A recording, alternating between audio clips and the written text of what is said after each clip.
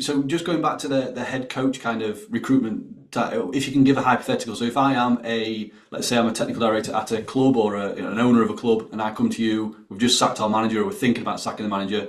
What goes into that kind of work for you to help us, my team, recruit Yeah. a manager that'll fit?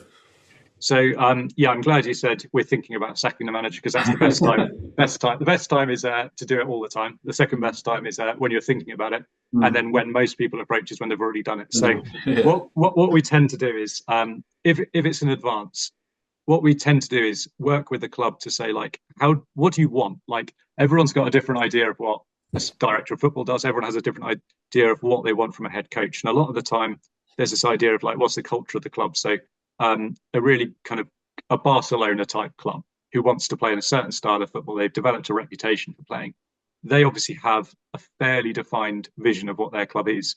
Yeah. Not many clubs do, and it can change over time. And you can get five different answers by speaking to five different people. I think Kevin Thelwell said recently on a podcast, like, what's the Everton way? It's like a blend of two quite distinct styles of kind of like aggressive dogs of war type football, but also kind of the school of science football from an earlier era. And Mm. it's like you've got not so much two camps because everyone wants a bit of both. Mm. But it's hard to find and recruit to a hybrid kind of vision of a club. Yeah. And I think if you're talking about a lower league English football team and they've got a certain way that um, fans within that club want to play, you can either go with it or you can try and change it. And those are the two options you've got. And if you strongly believe we can't play, for example, let's say a lower league team that's only ever had success playing really like long ball, traditional 4-4-2, get in the corners, cross it football, and you don't think as the ownership of that club that is going to do what you want to do. So add value to players, climb up through the leagues, win more games of football. Yeah. So you can try and change that, and that has to be a process they lead, kind of communicating very clearly. Someone like Simon Hallett at Plymouth, who we worked with for a good number of years, is really good at communicating to the fans, and that is missing at a lot of clubs. He will say, "We've got a 5-year plan. This is what it is. Yeah. We're going to go away and work on it."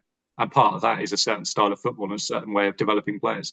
And it wasn't suddenly pining for 4-4-2 and put it in the corners and get it crosses in, because it was clear that that wasn't the vision for the club. And he brought people along with him. A lot of ownership says, we've just bought a club, we're going to play like Manchester City. Well, you're not if you're in League Two. Yeah.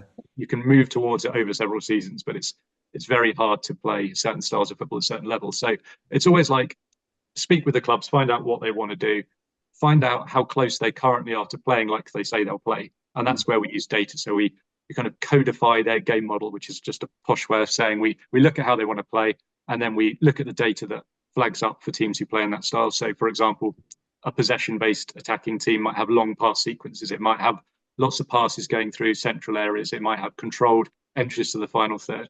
And we take a basket of metrics that correlate with that style of play.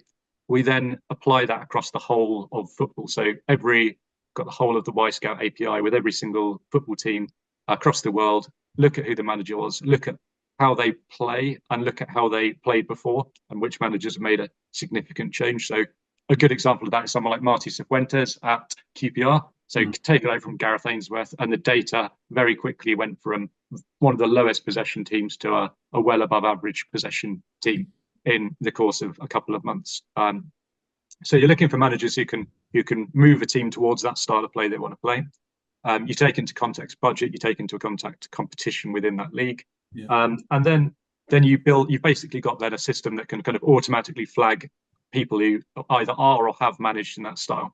And we would create like an automated search tool for that club that can say, this is the that club's style of play. Click a button. Here's everyone in England, France, Scotland, wherever that has coached a team to play that style.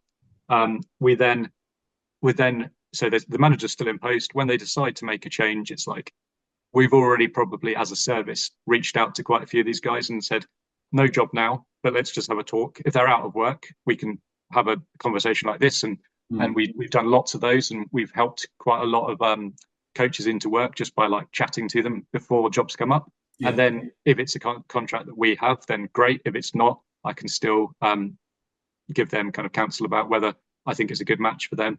So yeah, it's basically build up That's a matchmaking service, basically. It's just saying, like, this is the guy, I think he'll get on with this club, and he coaches in their style, put them together, they get on great. And what we tend to do is give them a revolving shortlist of maybe 20 or 30 names to be considering the next time they make a change. And if they don't, and 2-3 years pass, great. And we can look back and say, this is the list of 30 names from a couple of years ago. Here are the ones who've gone on to do really well. Those are out of reach. Here are the ones who are still in reach. These are the ones who are out of work. We've spoken to those two recently, and they're looking for work and actively on the market. And that service kind of means that when they do pull the trigger and get rid of the manager, you've got automatically a shortlist ready to go of people that you already know play your style. And it's then a case of, do you get on with them? And that's probably that relationship between owner, sporting staff, and manager is like the main part of the decision making, rather than, oh, who can we get? We've got no idea who we'd hire. So yeah, that service has been really picked up a lot in the last couple of years. We've done Champions League, English Championship, and all down through the FL, quite a lot of jobs recently. Yeah, nice. So when you said that, so are you in contact with, so if I'm an out of work manager now, would you be in contact with me saying this club, or is it just you working with the clubs? So, like, would you alert me of a job potentially coming up in a couple of months because the guy's going to be sacked and I might be a fit? Would you? Yeah, we get paid. Normally the way it works is we get paid by the club. So we don't have any kind of vested interest in a particular manager getting a particular job. So to keep ourselves as like independent arbitrators between the club and the manager, we would work with the club hires us, and then we provide a service. But in the meantime, we are meeting, like, been out to lunch with or gone for a drink with quite a few managers. I've just done countless Zoom conversations where we basically just get them to do a presentation like they would give to a club, and that enables us to give them feedback on whether we think it's pitched to the right people. Because as I always say, you're actually pitching to the owner. You're not pitching to the football staff, and owners have a vastly different knowledge of football, but they also want to hear certain things about how you're going to look after their multi-100 million pound investment and how you're going to treat the players they've put huge amounts of resources into. So I think it's a case of, like, working with the managers as a kind of independent advisory service, which is, we don't charge them for that, but it's also then just kind of matchmaking and saying, well, if you work with MRKT Insights as a club, you get access to this service, which is already running. So it's not really it's not an agency thing. It's not a representation thing. It's more a matchmaking service between footballers and football clubs and managers.